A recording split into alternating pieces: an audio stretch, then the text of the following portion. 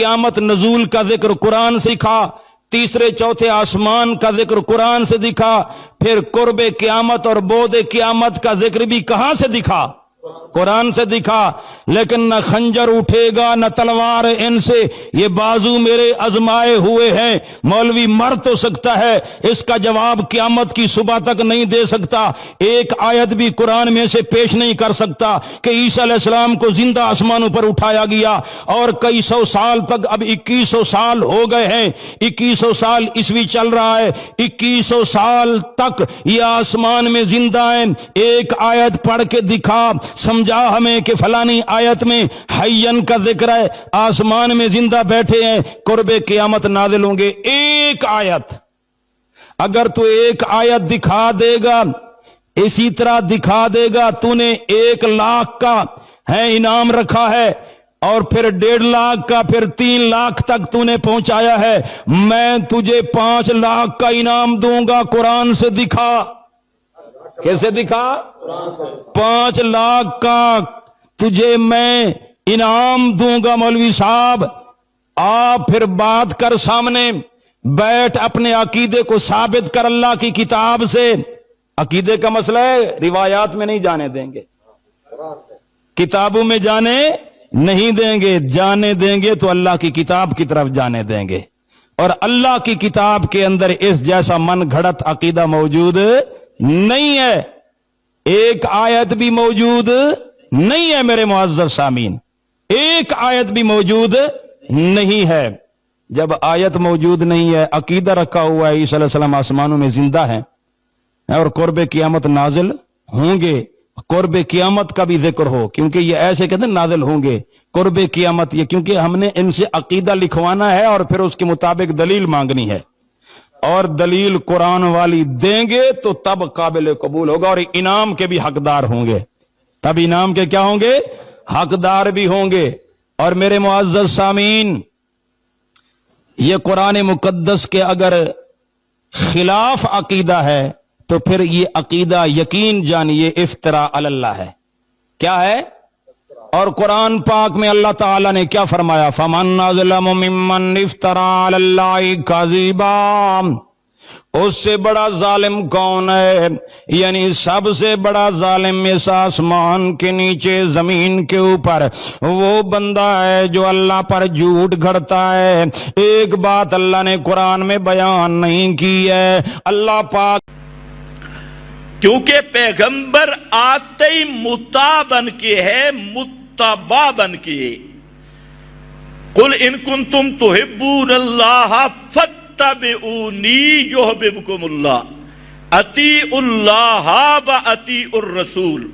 اللہ کی بات ماننی ہے، رسول کی بات ماننی ہے۔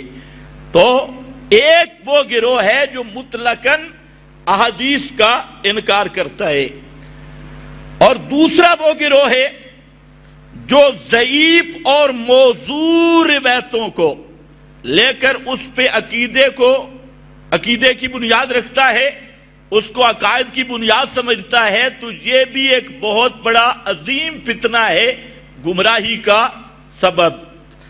اب ذرا یہ بات ذہن میں رکھ لو کہ اس میں کوئی شک نہیں کہ قرآن حاکم کتاب ہے، باقی ساری کتابیں محکوم ہیں، قرآن سب کتابوں پر جج اور قاضی اور حاکم ہے۔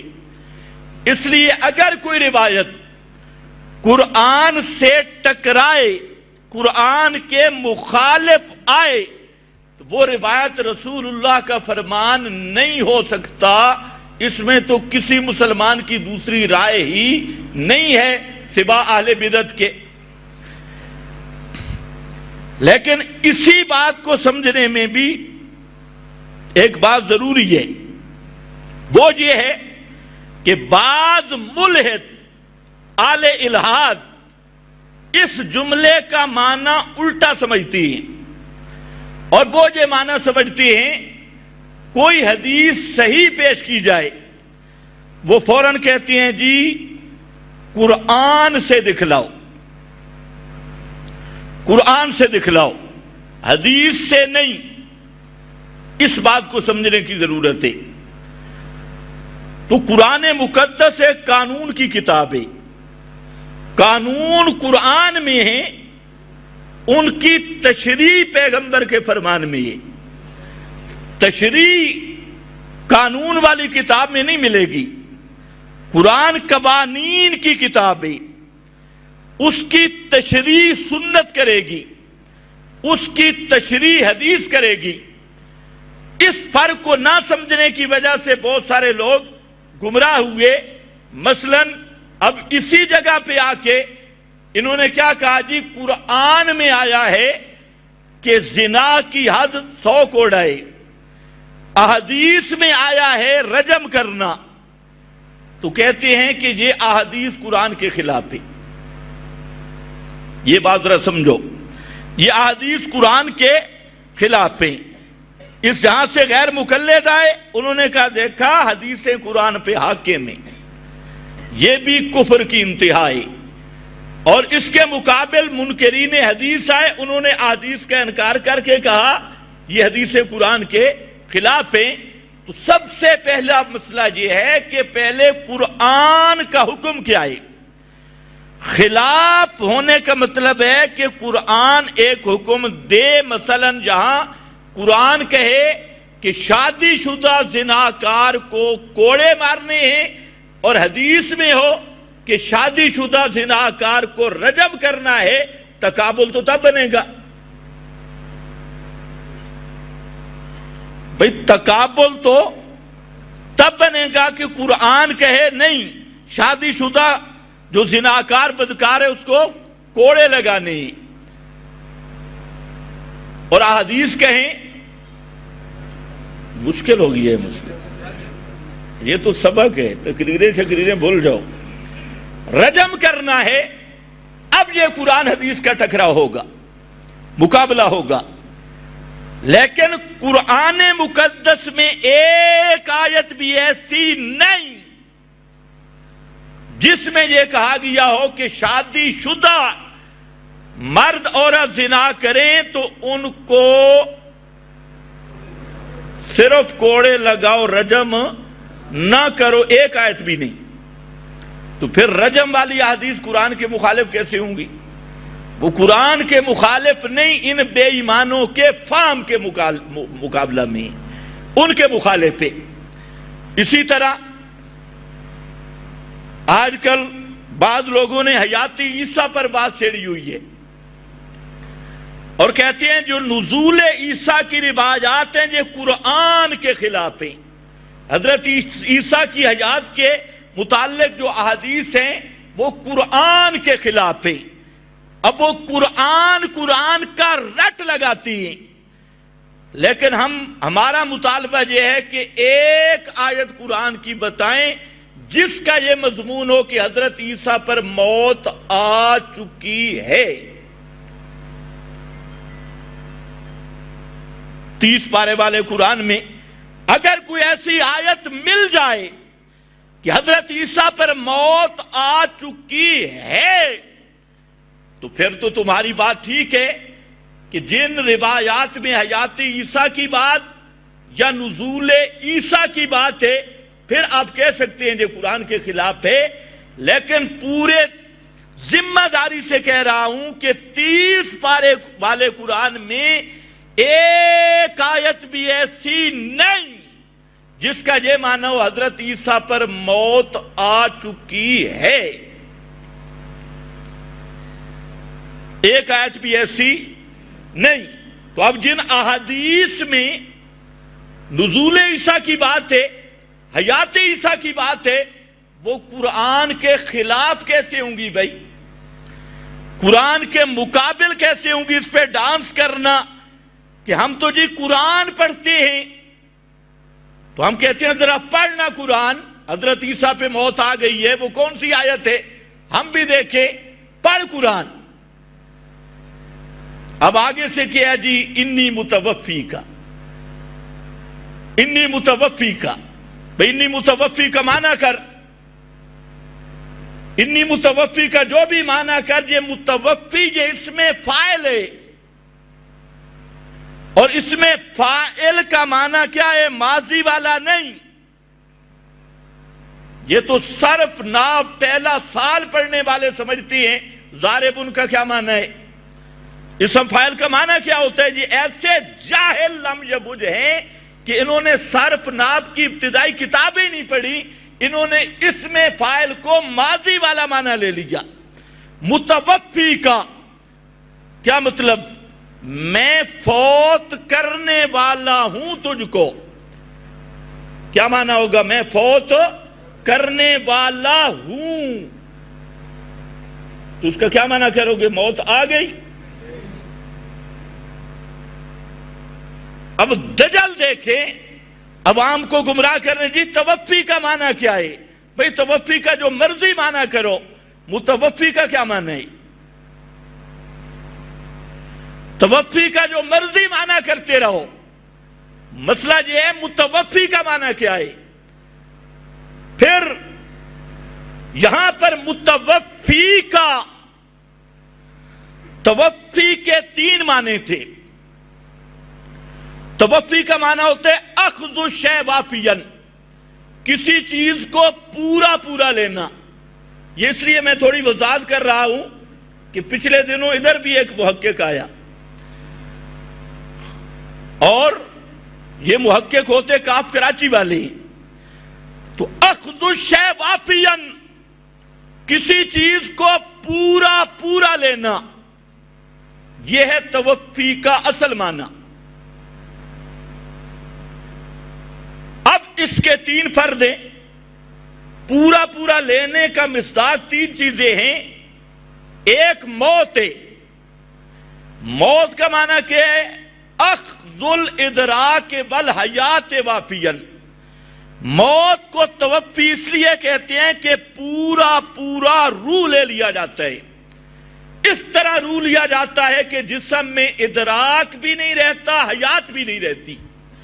اور دوسرا توفی کا معنی ہے اخذ الادراک وافیاً، پورا پورا ادراک لے لینا۔ تو اس معنی میں توفی کا معنی کیا ہے؟ النوم، نیند ہے، اخذ الادراک وافیاً، لیکن معنی وہی اخذ الشیء وافیاً نے۔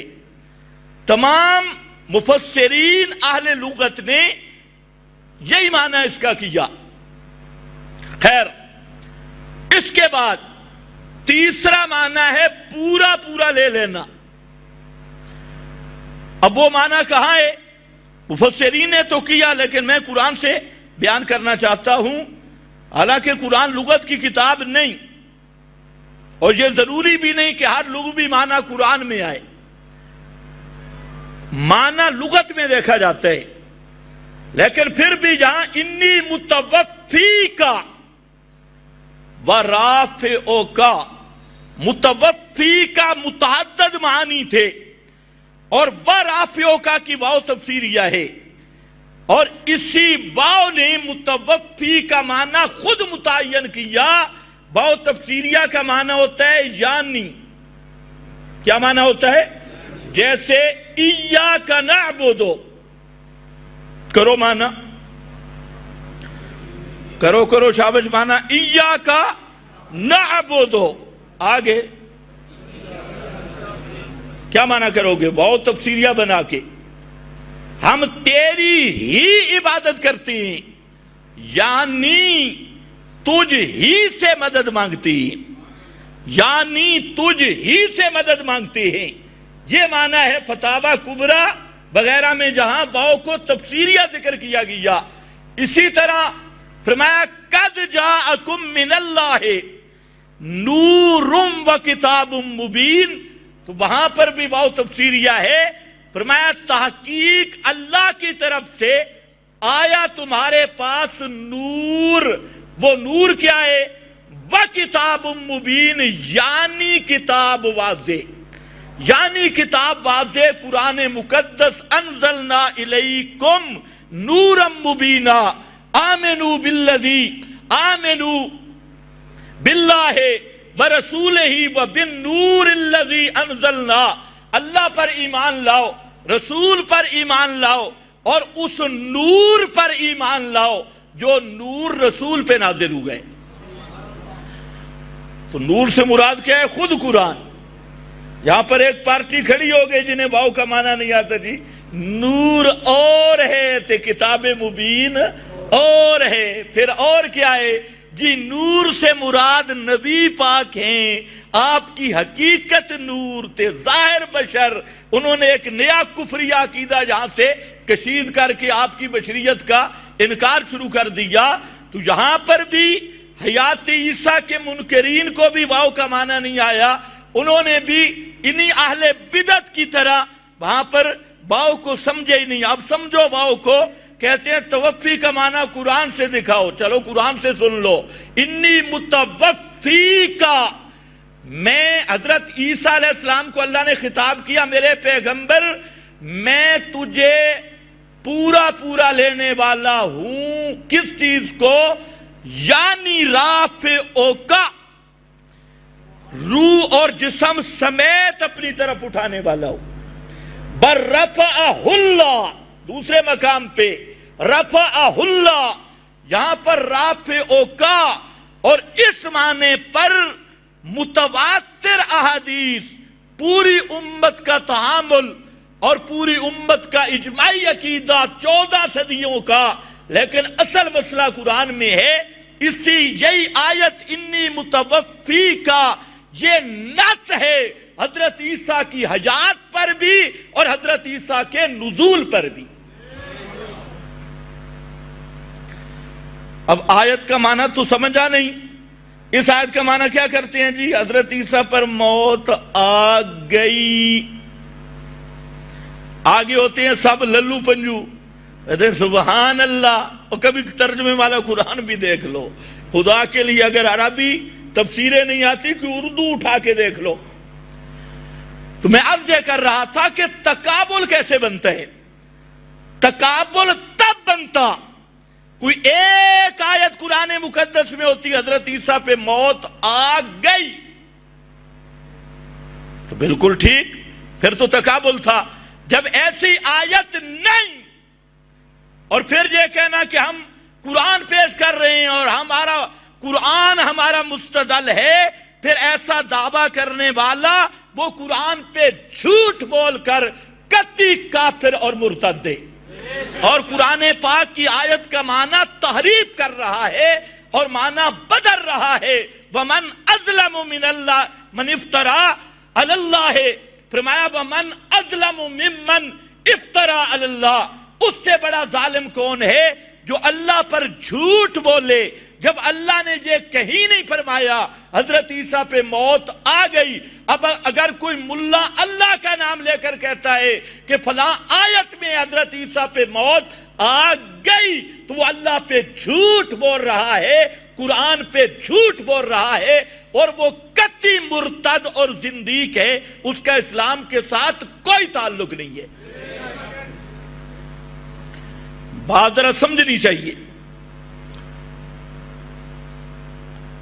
ایک اور مولوی صاحب کہہ رہا تھا اموات غیر احیاء، اللہ کے سوا جن کو پکارتے ہو وہ مردے ہیں، زندہ نہیں۔ اس میں حضرت عیسیٰ کی بات آئی ہے جی؟ اب مولوی صاحب کی تقریر شروع ہو گئی۔ دیکھو حضرت عیسیٰ کو بھی تو پکارا گیا،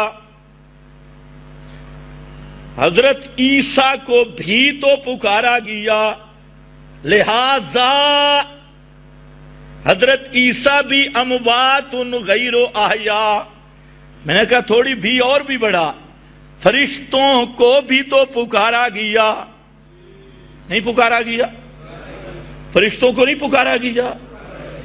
اب لوگ نہیں پکارتے، تعویذ کھول کے دیکھو پتہ چلے، یا جبریل یا میکائیل یا اسرائیل، کوئی نہیں لکھتا پتہ نہیں ڈر کی وجہ سے، یا جبریل یا میکائیل، تو فرشتوں کو بھی پکارا گیا۔ اب مولوی صاحب کو کہنا چاہیے جی فرشتے بھی مردہ ہیں، فرشتے اپنی، اور یہ جو زندہ پیروں کو پکارا جا رہا ہے پھر کیا ہوگا؟ فرشتوں کو پکارا جا رہا ہے پھر کیا ہوگا؟ اب آیت کا ایک معنی غلط کر کے پھر خود پھنسیں گے۔ تو اس لیے میرا بھائی اس آیت کے دو معنی ہیں، ایک معنی کیا شاہ عبد القادر نے اللہ کی رحمت ہو شاہ عبد القادر پر، ایسا معنی کر گیا اور خدا کی قسم موتی پر ہو کے رکھ دیے۔ شاہ صاحب کہتے ہیں شاید یہ آیت ہے ہی ان کے بارے میں جو مرے ہوئے بزرگوں کو پوجتے ہیں، جو مرے ہوئے بزرگوں کو پوجتے ہیں، یہ زندوں کے لیے ہے ہی نہیں۔ اور میں کہتا ہوں یہ شاہ عبد القادر کی بات بڑی وزنی ہے، کیونکہ آگے کیا ہے، یبعثون ایانا یبعثون، سیاق کے مطابق یہ ہے ہی ان کے بارے میں جو مرے ہوئے بزرگوں کو پکارتی، اور جو مرا نہیں، فرشتے ابھی مرے نہیں، حضرت عیسیٰ بھی مرے نہیں، تو یہ حضرت عیسیٰ اور فرشتوں کو شامل ہی نہیں۔ یہ آیت ہے ہی ان کے بارے میں جو فوت شدہ بزرگوں کو پکارتے ہیں۔ شاہ عبد القادر نے قرآنی سیاق پر یہ معنی کر کے کمال کا معنی کیا ہے، اور معنی بنتا بھی یہ ہے۔ اور دوسرے حضرات علامہ آلوسی، علامہ بیضاوی اور بڑے بڑے خفاجی، ان حضرات نے اس آیت کا معنی کرتے ہوئے انہوں نے کہا چلو یہاں پر عموم مجاز، یہ فرشتوں کو بھی شامل کر لو، حضرت عیسیٰ کو بھی شامل کر لو، اور یہ عموم مجاز کا مطلب یہ ہے کہ معنی یہ ہے کہ کچھ فی الحال جن پہ موت آ گئی وہ فی الحال مردہ، اور جن پہ موت نہیں آئی وہ بھی ایک وقت آئے گا جب مریں گے تو اموات کا فرد بن جائیں گے، وہ فی المعال مردہ۔ تو اب اگر یہ معنی کیا جائے تو کوئی اشکال نہیں، اور اگر صرف ڈانس کی جائے حضرت عیسیٰ کو بھی پکارا گیا، حضرت عیسیٰ کو بھی پکارا گیا تو بالکل پکارا گیا، تو فرشتوں کو بھی پکارا گیا، پھر فرشتوں کو بھی کہ اموات غیر احیاء۔ اور ایک اور پارٹی اٹھی، انہوں نے کہا مرادی بت ہیں،